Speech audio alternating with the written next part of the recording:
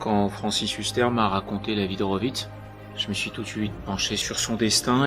Il a eu une vie incroyable. Horowitz, c'était le plus grand pianiste du siècle. C'est quelqu'un qui est né en 1903, qui a traversé les 2 guerres mondiales, né russe, mort américain, qui a plusieurs fois été proche de la mort, quelqu'un d'insaisissable. On ne sait pas qui est cet homme, et pourtant cet homme a été le pianiste du siècle. Personne n'avait jamais fait une pièce sur lui parce qu'on ne savait pas en fait comment le rendre vivant sur scène. Et Steve Suissa a eu l'idée de faire un triangle. À travers ce spectacle, en fait, il y a 3 livrets.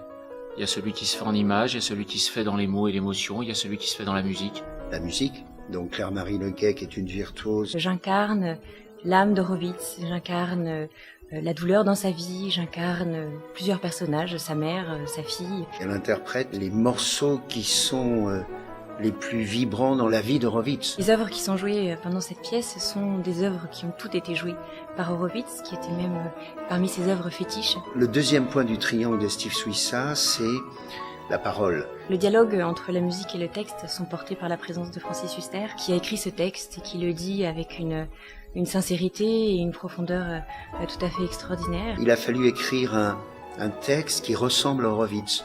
Donc, la pièce raconte l'histoire d'Horowitz et en plus, elle est comme l'ombre de l'histoire. C'est-à-dire qu'on a ce qui s'est passé et comment il l'a vécu. Les mots et la musique se complètent, les mots et la musique finalement sont un. Le troisième point du triangle de Steve Suissa, c'est l'image.